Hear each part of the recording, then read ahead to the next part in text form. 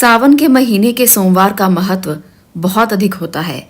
इस माह में शिव की पूजा अर्चना करने से सभी मनोकामनाएं पूरी होती हैं। इन सोमवार में जो भक्त भगवान शिव की आराधना पूजा करते हैं, उनके जीवन से हमेशा के लिए परेशानियां चली जाती हैं, ऐसा माना जाता है। इसलिए भगवान शिव की इस महिमा को आप भी जरूर अपनाएं, अपने जीवन में कष्टों से मुक्ति पाएं और सावन के इन सोमवार को आप भी शिव आराधना अवश्य करें। सावन के महीने में जो व्यक्ति सोमवार के व्रत करता है, उसे फल बहुत जल्दी प्राप्त होते हैं। सावन के सोमवार में किए गए व्रत से शीघ्र विवाह होता है, परेशानियों का अंत होता है।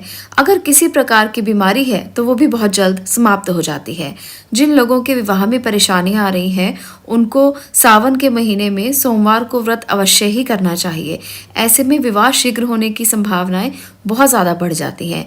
इस माह में शिव की पूजा करने से सभी तरह के पापों से तो मुक्ति मिलती ही है, मोक्ष प्राप्ति भी होती है। सावन के इस महीने में शिव की आराधना किस वस्तु से करनी चाहिए? सावन के महीने में पूजा के दौरान आप धतूरा, बेलपत्र, भांग के पत्ते, दूध, काले तिल, गुड़, शहद, गन्ने का रस, इन चीज़ों का इस्तेमाल कर सकते हैं। ये बहुत शुभ मानी जाती हैं और इनके इस्तेमाल से भगवान शिव की कृपा आप पर सदैव बनी रहती है। तो ये कुछ ऐसी वस्तुएं हैं जो भगवान शिव को बहुत ही प्रिय मानी जाती हैं। सावन महीने में शरीर पर तेल लगाने की मनाही बताई गई है। शास्त्रों में ये बताया गया है कि इस महीने में दिन के समय सोना नहीं चाहिए। इस महीने में बैंगन का सेवन नहीं करना चाहिए। बैंगन को अशुभ माना जाता है।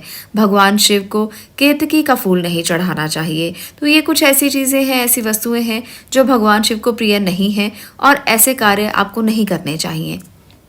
सावन के महीने की मान्यता इसलिए भी बहुत बड़ी है क्योंकि माना जाता है कि सावन के सोमवार में भगवान शिव कैलाश को भी त्याग देते हैं और भूलोक में निवास करते हैं। सावन के इन सोमवार को आप भी शिव आराधना करके अपने जीवन में वो चीज़ें प्राप्त कर सकते हैं जो भगवान शिव से आप पाना चाहते हैं। इसलिए इसको विचार में रखते हुए जो आपकी मनोकामना है, वो सोमवार के दिन भगवान शिव के मंदिर में जाकर आप उनसे कह सकते हैं, नंदी के कान में बोल सकते हैं।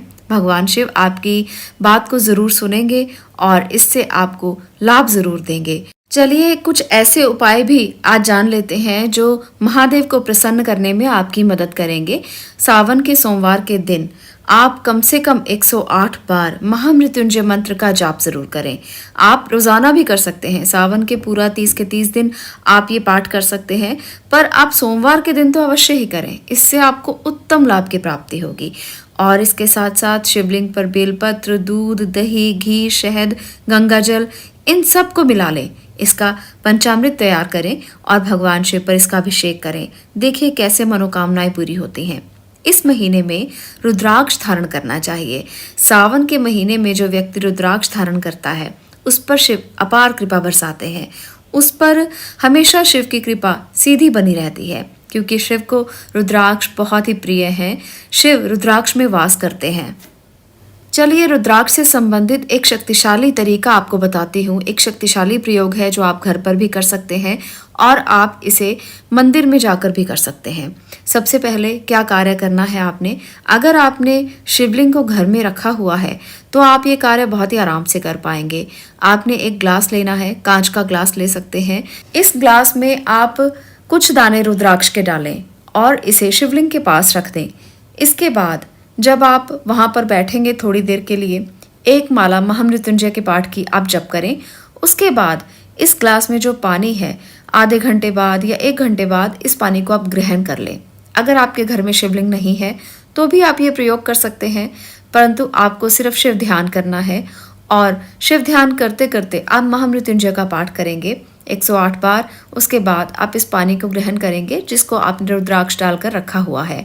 तो ये बहुत ही अच्छा प्रयोग है। जो भी मनोकामना आपकी होगी, जो भी आप विश करेंगे, अगर आप सेहत चाहते हैं, अगर आप संतान चाहते हैं, अगर आप शादी चाहते हैं, कुछ भी जो भी आपके मन में कामना है, आप उसे बोलें और ये रुद्राक्ष मिला हुआ पानी आप पी लें।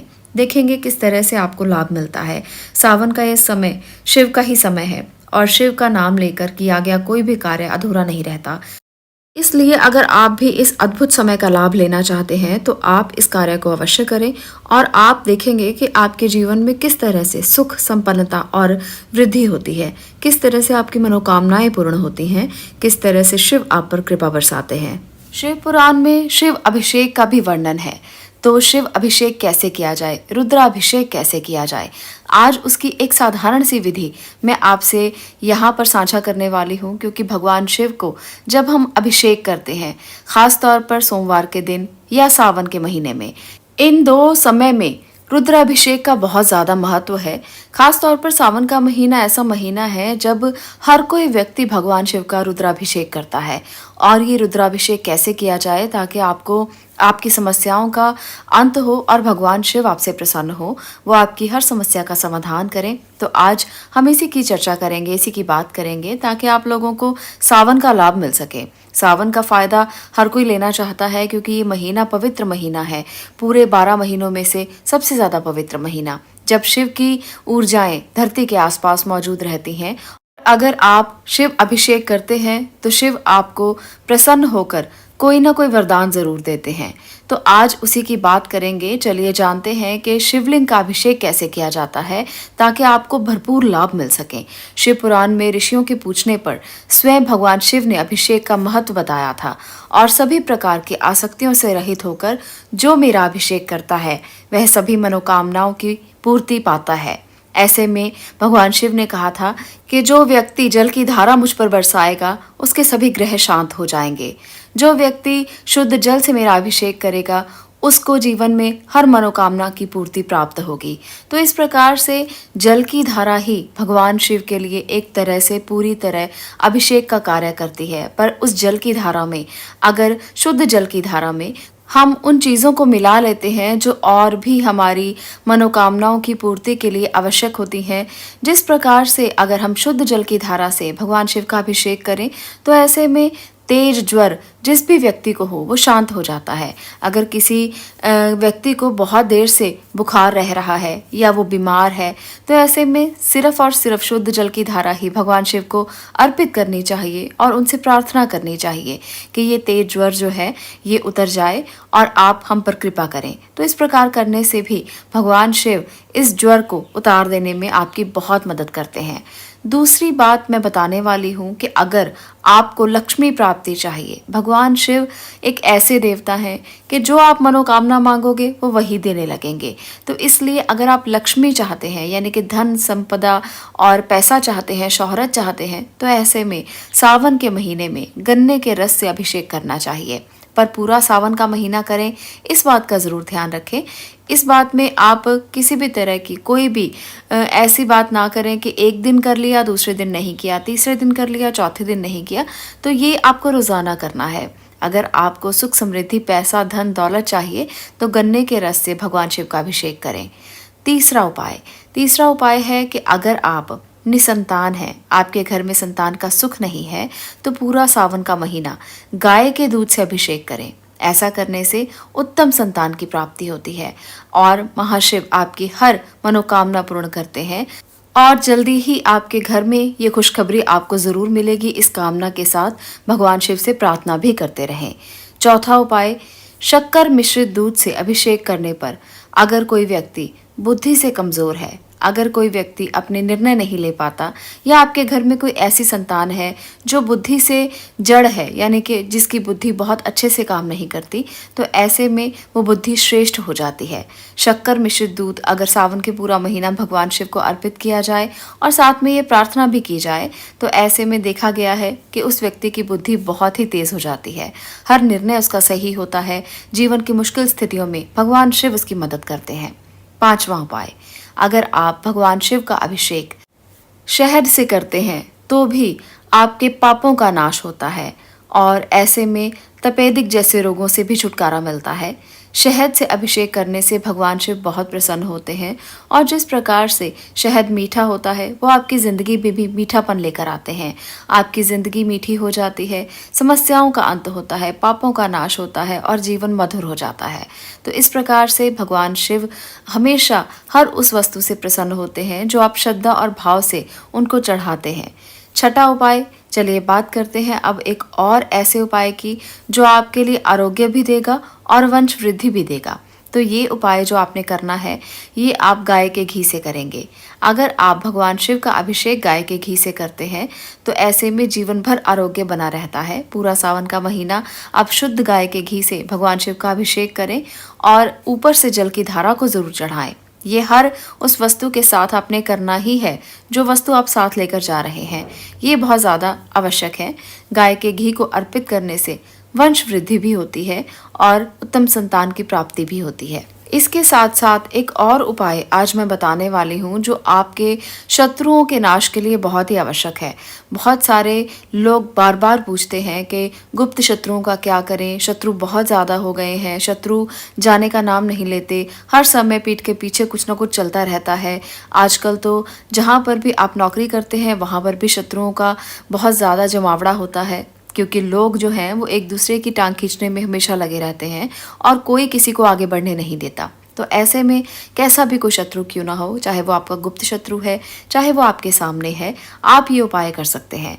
सावन के महीना में आपने सरसों के तेल से भगवान शिव का अभिषेक करते हुए उस शत्रु का नाम लेना है जिस शत्रु से आप छुटकारा पाना चाहते हैं।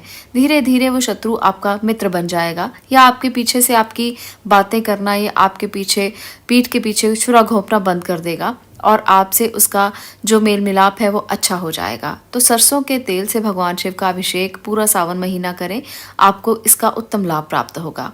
अब हम अगले उपाय की जो बात करने वाले हैं वो जो उपाय है वो हर कोई व्यक्ति आजमा सकता है, पर ये उपाय बहुत ही ज़्यादा सिद्ध उपाय है और इसको जो लोग करते हैं उनके जीवन में कभी कोई कष्ट रहता ही नहीं है।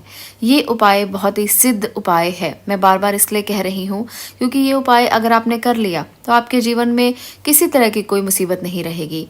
बहुत ही अच्छा उपाय है और इस उपाय को हर कोई व्यक्ति नहीं कर पाता है। कोई कोई ऋषि मुनि ही हैं जो इस उपाय को करते हैं। इसके पहले आपको क्या करना होगा, इसके पहले आपको तीर्थ यात्राओं का जल इकट्ठा करना होगा और इन तीर्थ यात्राओं का जल इकट्ठा करके मोक्ष की कामना के साथ आप भगवान शिव के पास चले जाएं। शिवलिंग पर इस तीर्थ के जल का अभिषेक करें। आप देखेंगे आपके जीवन में कितनी खुशियाँ आती है, कितनी सुख आते हैं, कितनी संपन्नता आती है, कितनी पूर्णता आती है। तो इन रसों द्वारा शुद्ध चित्त के साथ भगवान शिव का अभिषेक करने पर भगवान भक्तों की सभी मनोकामनाओं को पूरी करते हैं। श्रावण मास में भगवान शिव का अभिषेक विशेष फलदायी रहता है। इसी कामना के साथ आप भी भगवान शिव पर इन सभी वस्तुओं का अभिषेक करें और उनसे प्रार्थना करें कि आपके जीवन में कोई कष्ट ना रहे। आज के लिए इतना ही। अगर आपको ये वीडियो पसंद आई हो तो इसे लाइक और शेयर करें और इस चैनल को सब्सक्राइब अवश्य करें ताकि ऐसे ही और वीडियोस के साथ आपको मैं और बहुत सारी जानकारियां दे सकूं। तो आप इस चैनल को सब्सक्राइब करके बेल आइकन ज़रूर प्रेस कर लें ताकि हर वीडियो का नोटिफिकेशन आपको पहले ही मिल जाए। आपका धन्यवाद।